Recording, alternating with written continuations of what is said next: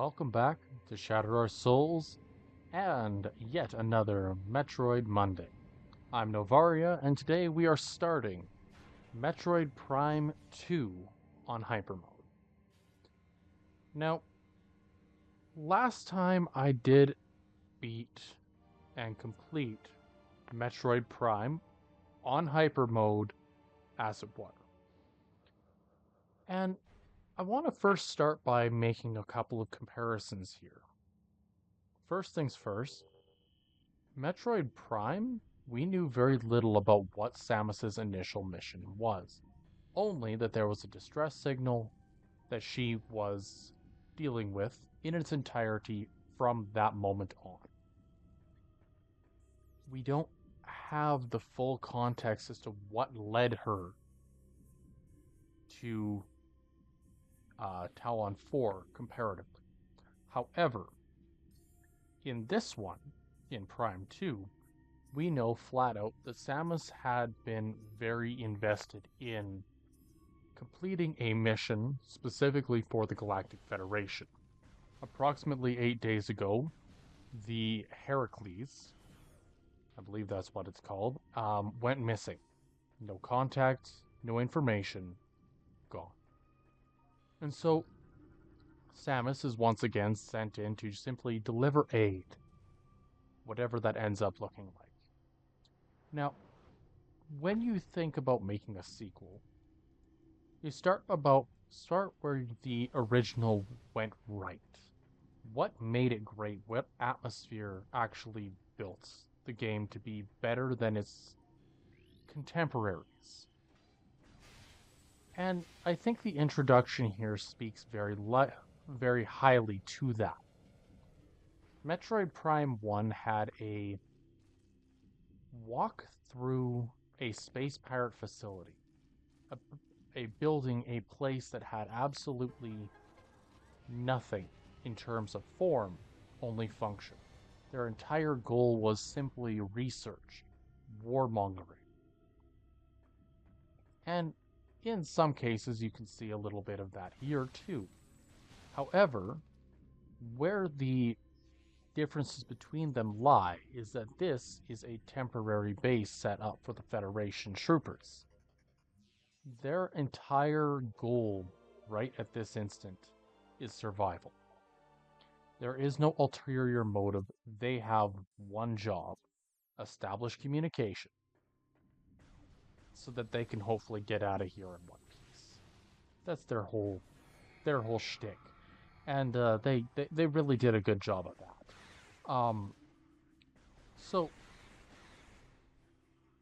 the other side of it, however, is that they took the game and made it darker. I say this in kind of a sideways way, if you will. They made the game darker. Yes, physically the game is darker, but the situations brought up in Prime 1 were not as catastrophic as what we're seeing here. We have the Federation troopers whose only goal was survival, literally dangling by webbing as they're being hauled into a greater nest for the splinters. And that doesn't bode well. The second part is that we are dealing with the first cases that Samus comes across of Ing infection / parasitism. Ing in Prime 2 cannot exist in their true forms outside of Dark Aether.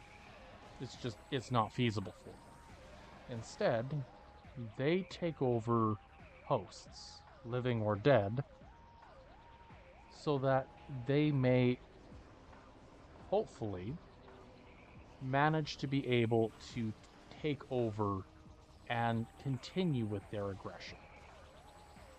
They want power for power's sake.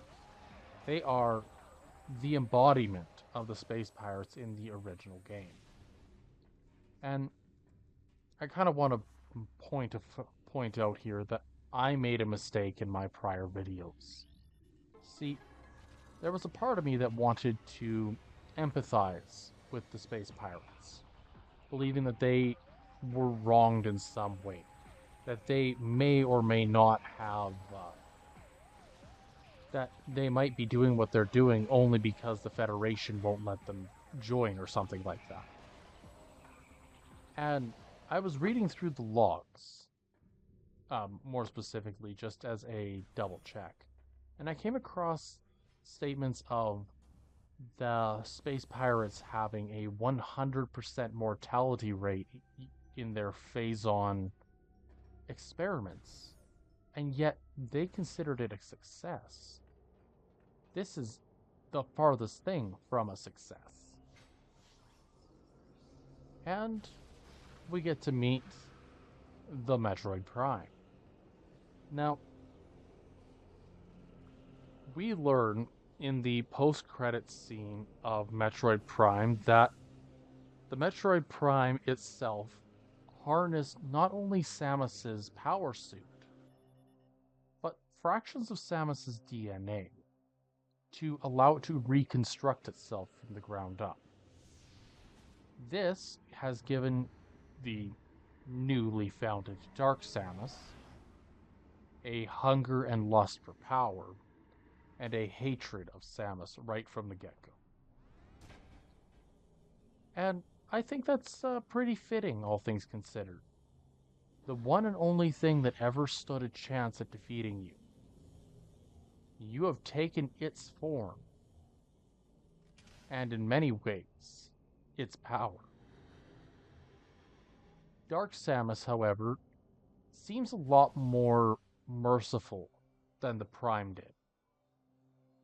I don't know if this is intentional or not, but it leaves Samus to the Ing.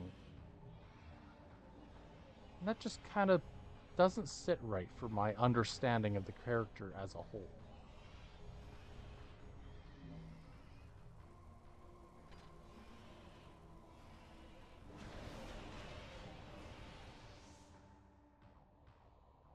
So, with that in all said and set in stone, what are the parameters of this mission? Ironically, this is probably one of very few missions that Samus arrives and has already failed. Due to the disaster of the Heracles troops, Samus is effectively left powerless, marooned, and fighting a war that she had no idea of before arriving here. For all intents and purposes, Samus is fighting an uphill battle, and it is much the same position as the Luminoth were. Feeling, in some way, shape, or form, stuck, trapped, and perhaps even a slave to her fate. However, knowing Samus, she doesn't exactly like that terminology. Rather, it's just another mission, another task, another job, another paycheck. Samus is, in this particular case, probably at one of her most benevolent. She does what she does because it's the right thing to do. Not because of the paycheck in and of itself.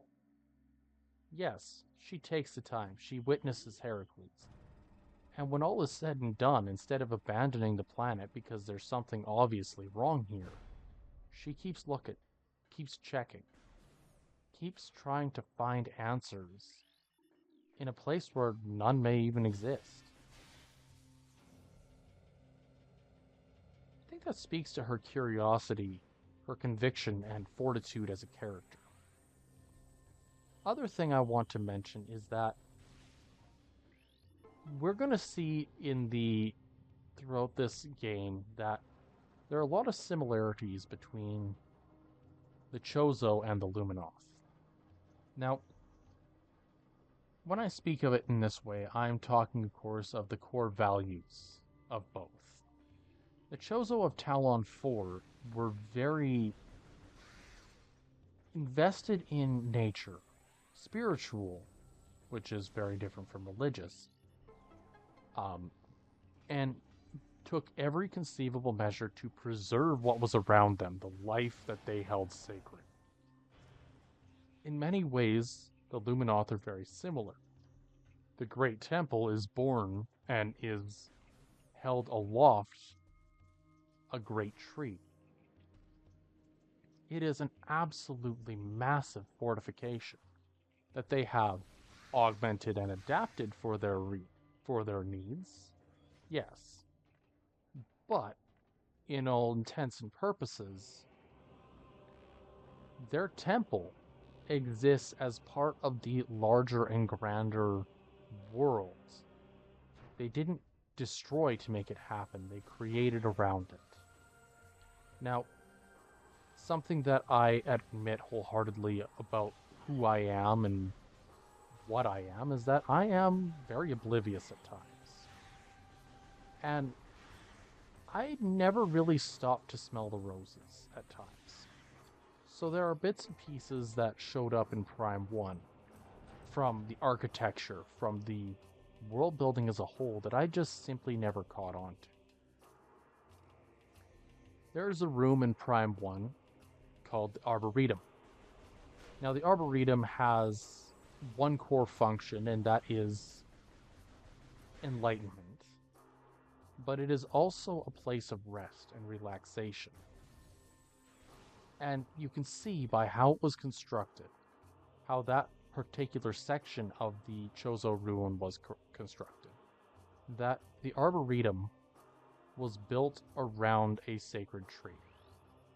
Specifically, built around it, allowing for the tree to have room to grow, but also having hollows in their stonework and architecture to allow for it to be unharmed by their construction in and of itself.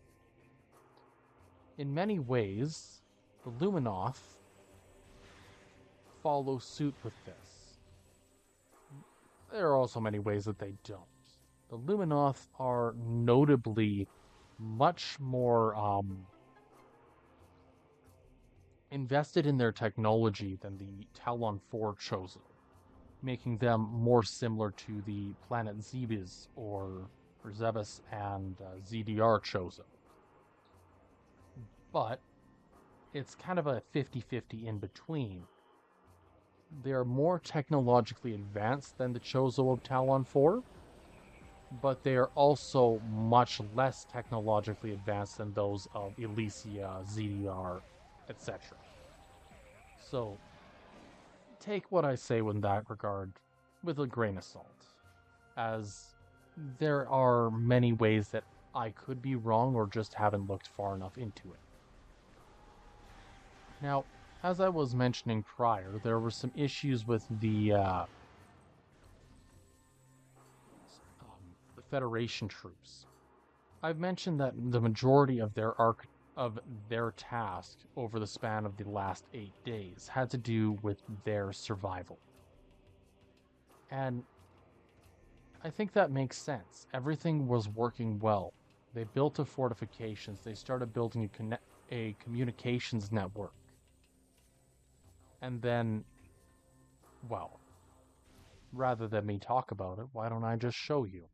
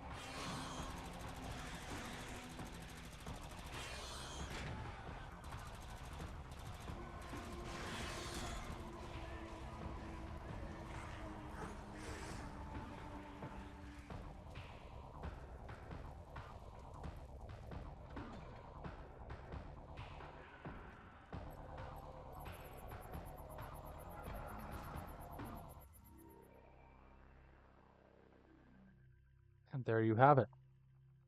So, what I think is going on here is that Samus is dealing with what was the initial attempt to take over the Great Temple by the Ing.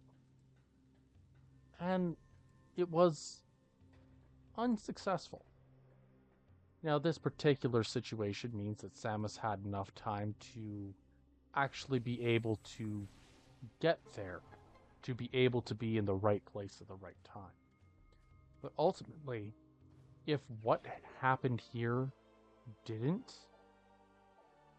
the Ing would become a galactic threat, not just a planetary one. And I think that is a very important distinction to make here. For everything that they are an interdimensional threat that is bent on domination, power, and control. Technically, they were born into this world through happenstance. Now, I don't exactly know how the Ing came into being. I don't even think the Luminoth know. It is something I'm going to have to do a little bit of research into. But if I could hazard a guess, based on simply the artistic choices of Prime 1 or between the Metroid Prime and the Emperor, there is enough stylistic similarities to suggest that they were one and the same at one point. I believe that the Emperor Ing was at one point potentially something like I believe they're called phasmites or plasmites or something. But there were phazon creatures in Prime 3 that behaved in much the same way that the pure form of the Ing exists, where they will travel as though they are a puddle and attack at range and whatnot. Knowing this, it is likely that the Ing are simply just another creature dependent on phase and phazon, much akin to what happened with the Prime. That's a basic theory. It's not very well founded, but it's about all I got. Okay, we just used the cannon here. Okay. Thought it cracked after the first. I gotta missile that, don't I? I have to missile that. Whoops.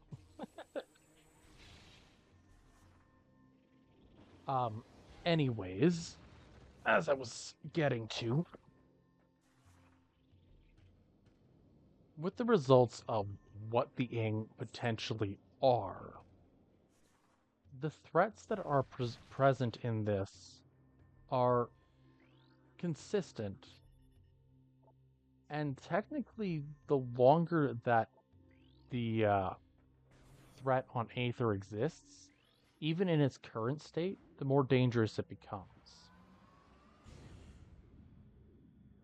Now, after digging into the lore of Prime 2 just a little bit, there are a couple things that stuck out to me. First and foremost, we are at the tail end of a war that's lasted 50 years, maybe longer, between the Ing and the Luminoth. The meteor that struck Aether, much akin to what happened to Talon 4, was instead taken to a separate dimension via the power of the light of Aether. Now, I would hazard a guess that this is much rather similar to how it's a living planet of sorts. Effectively, if you were to take Aether and Phase, they are polar opposites of one another. The light of Aether was not only trying to protect itself, or rather Aether the planet, was trying to protect itself, but also trying to protect the denizens of the planet. And so it split its power in half. Half for the dark world, half for the light world. Both of these halves focused in on one thing or another. There was a lot of issues with dimensional shifts and molecules and atoms of artifacts being stuck between one dimension or another. So, knowing that and how it all kind of functions and works together in some capacity, this is very much the end of the road. The Great Temple on Aether is the last bastion, the last stronghold of the Luminoth. In fact, Umos, the the sentinel or sage of this temple, had virtually given up. Lining this room, all around it, are the last remaining survivors of the Luminoth race, aside from Umos himself. They could be functionally extinct at this point. But I want to draw attention to the fact that they still exist. They're still here, even briefly in their current state. They're in a state of stasis. If the worst were to come and the energy of Aether were to be siphoned and taken to Dark Aether, that's that. Game over. But they don't have to experience the pain, the loss of their entire dimension tearing itself apart. Instead, they'll be blissfully unaware. This was Umos's idea of a mercy. At least, as far as my understanding goes. The Dark Alpha Splinter here has the energy transfer module that was developed by the Luminoth. Ironically, if they had never developed it, they would have never been in the circumstances that they were. This is kind of a running theme in Metroid. The individuals that are the most forward-thinking as far as technology, as far as growth, are often the ones who pay the price for it. The Chozo effectively bioengineered a parasite to be able to defeat the X. They created many of the technologies that were warmongering in nature that made them a target for the space pirates. And they engineered Samus's suit, as well as bioengineered her to be more compatible with it. All of this is to say, they did a lot to cause the current circumstance they're in. The individuals at the Federation created PED suits that would be able to harness the power of Phazon, not realizing or recognizing the potential dangers of doing so, and simply using it as a power source. Umos and the rest of the Luminoth chose to wage war to get the power of Aether back. And the results are as follows.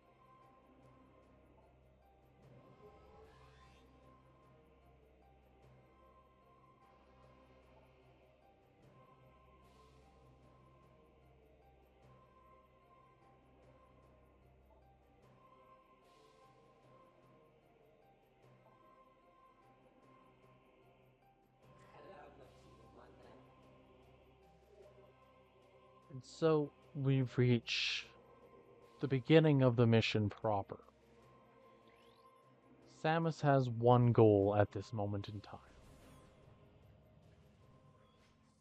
Restore the planetary energy of Aether.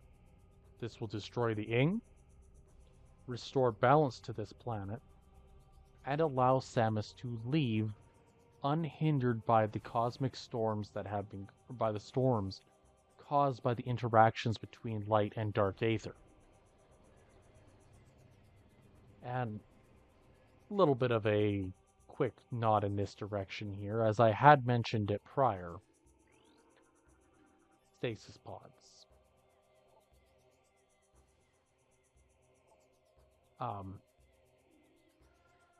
It is the single safest thing they could have done to prevent any further loss to their species as a whole, but it doesn't mean that it was a easy decision. Now, I mentioned at the beginning that this game is much darker than Prime 1. For all the decay, for all the loss we see in Prime 1, the overall world is undeterred. It's still thriving in some capacity based on its current circumstances. And yet, in Prime 2, each of the regions surrounding the Great Temple are in desolation, destruction. The Agon Wastes used to be a lush prairie environment. Its entire ecosystem was dramatically changed by the actions of the Ing. On a opposing note, if you look at Torvus Bog, you also have the Torvus Bog dealing with changing from what was originally a lush rainforest into a poisonous swampland, and so many other small details. I can't really say how the Sanctuary Fortress was affected, but that's mostly because I haven't got that far in my reading as of yet. But it does show a lot of innovation as well as a lot of change throughout the duration of the game and the history of this world. Effectively, in the span of, well, since the meteor fell, Aether has went from being a paradise to being a wasteland.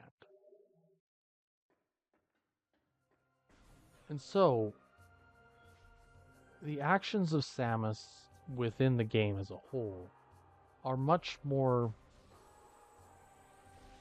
I suppose, much more heroic than what is ordinarily seen by the character. That's really saying a lot. Samus has never wavered, never backed down in the face of a crisis. And yet, this is one of the few times that I believe Samus was in over her head. Not to the point where she'd, fail or be unable to succeed, but rather that her capabilities, especially after half of her suit was stolen, are woefully underprepared for this mission. Anywho, we are heading into the Agon Wastes, where next time we will be dealing with some of the world building of that section, as well as more of what makes Prime 2 shine in its own light. I feel so bad for those guys, because they definitely did not deserve the circumstances they got. I gotta admire, in many ways, the perseverance of the individual races in the Metroid universe. In the face of failure, in the face of adversity, each of the now 3 main groups that we have seen in the Prime trilogy have all shown incredible strength of will and incredible strength of willpower, of character. In that, when the going got tough, they got going. They went to work on whatever problem arose and effectively said, we're going to make this work somehow. The Chozo ended up perishing before they could see the fruits of their labor. But the Luminoth, they still have a chance. Anywho, welcome to Agon Wastes.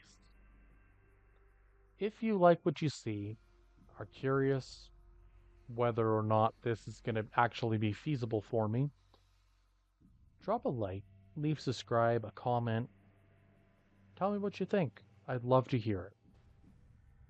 In the meantime, I am signing off, and I hope you have a good one.